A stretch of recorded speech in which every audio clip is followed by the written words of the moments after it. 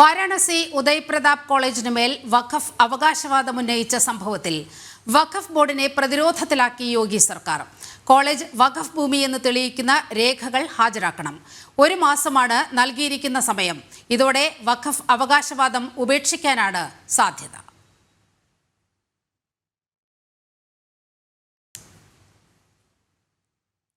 വഖഫിന്റെ അവകാശവാദത്തിന് മേൽ കനത്ത പ്രഹരമാണ് യോഗി സർക്കാർ നൽകിയിരിക്കുന്നത്. അടുത്തിടെ വാരാണസി ഉദയ് പ്രതാപ് കോളേജിന് മേൽ വഖഫ് ബോർഡ് അവകാശവാദം ഉന്നയിച്ചിരുന്നു. ഇതിൽ പ്രതിരോധത്തിലാക്കിക്കൊണ്ട് വഖഫ് ബോർഡിനെ കടുത്ത പ്രതിരോധത്തിലാക്കിക്കൊണ്ട് യോഗി സർക്കാർ ചില നടപടികളുമായി മുന്നോട്ട് പോയിരിക്കുകയാണ്. കോളേജ് വഖഫ് ഭൂമി എന്ന് തെളിയിക്കുന്ന രേഖകൾ ഹാജരാക്കാൻ ആവശ്യപ്പെട്ടിരിക്കുകയാണ്. 1 മാസമാണ് നൽകിയിരിക്കുന്ന സമയം. ഗൗതം അനന്തനാരായണൻ ഈ വാർത്തയുടെ വിശദാംശങ്ങൾ നൽകും.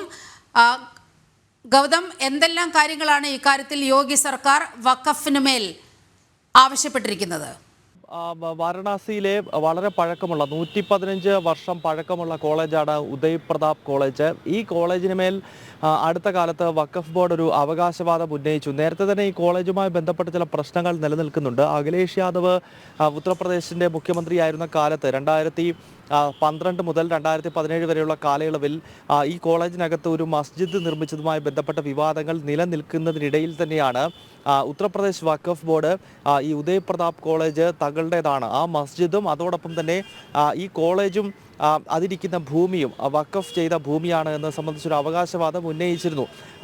ഇതിനെ കൃത്യമായി തന്നെ പ്രതിരോധിച്ചുകൊണ്ടാണ് UP-യിൽ യോഗി ആദിത്യനാഥിൻ്റെ നേതൃത്വത്തിലുള്ള സർക്കാർ മറ്റൊരു തീരുമാനം കൈക്കൊണ്ടത്. അങ്ങനെ വഖഫ് തങ്ങളുടേതാണ് ഈ ഭൂമി എന്ന് അവകാശപ്പെടുന്ന സാഹചര്യത്തിൽ 1 മാസത്തിനകം ഈ കോളേജിൻ്റെ ഭൂമി സംബന്ധിച്ച് ഇത് വഖഫ് ചെയ്തതുമായി ബന്ധപ്പെട്ടുള്ള തെളിവുകൾ 1 മാസത്തിനകം ഉത്തർപ്രദേശ് സർക്കാരിന് മുൻപിൽ വെക്കണം എന്നാണ് മുഖ്യമന്ത്രി യോഗി ആദിത്യനാഥ് ആവശ്യപ്പെട്ടിരിക്കുന്നത്. മാത്രമല്ല UP റവന്യൂ വകുപ്പിനോട് ഈ കോളേജ് ഇരിക്കുന്ന ഭൂമിയുമായി ബന്ധപ്പെട്ടുള്ള മുഴുവൻ രേഖകളും എത്രയും പെട്ടെന്ന് എടുക്കാനും അത് സംബന്ധിച്ചൊരു അന്വേഷണം നടത്തി റിപ്പോർട്ട് സമർപ്പിക്കാനും മുഖ്യമന്ത്രി യോഗി ആദിത്യനാഥ് തന്നെ നേരിട്ട് നിർദ്ദേശിച്ചിരിക്കുകയാണ്. ഇതോടുകൂടി വഖഫ് ബോർഡ് എല്ലാ അർത്ഥത്തിലും UP വഖഫ് ബോർഡ് പെട്ടിരിക്കുന്നു എന്ന് തന്നെ വേണം വിശേഷിപ്പിക്കാൻ. അതായത് 1 മാസത്തിനകം ഈ കോളേജ് വഖഫിൻ്റെതാണ് എന്ന് തെളിയിക്കുന്ന തെളിവുകൾ നൽകണം എന്നത് സംബന്ധിച്ചുള്ള നിർദ്ദേശം മുഖ്യമന്ത്രി തന്നെ മുന്നോട്ട് വയ്ക്കുന്നു.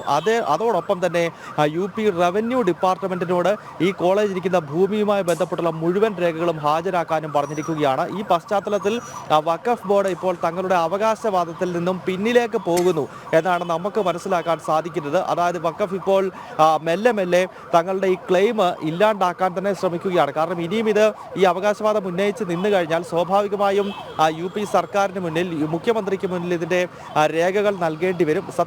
വസ്തുത എന്താണ് എന്നത് നമുക്കറിയാം. അതിൻ്റെ രേഖകൾ കൃത്യമായി തന്നെ അവരുടെ കൈകളിലില്ല. സാധാരണ രാജ്യത്തിൻ്റെ പല ഭാഗങ്ങളിൽ നടക്കുന്നത് പോലെ കണ്ണായ ഭൂമിയും അതോടൊപ്പം തന്നെ പ്രധാനപ്പെട്ട ഭൂമിക്ക് മേലെല്ലാം അവകാശവാദം ഉന്നയിക്കുന്നത് പോലെ വാരണാസിയിലും ആ രീതിയിലുള്ള തന്ത്രമാണ് വഖഫ് ബോർഡ് പയറ്റിയത്. പക്ഷേ ഇപ്പോൾ UP സർക്കാർ ഇതിൻ്റെ രേഖകൾ ആവശ്യപ്പെട്ട് രംഗത്ത് വന്നതോടുകൂടി വഖഫ് ബോർഡ് പ്രതിരോധത്തിലായിരിക്കുകയാണ്. നീലിമ.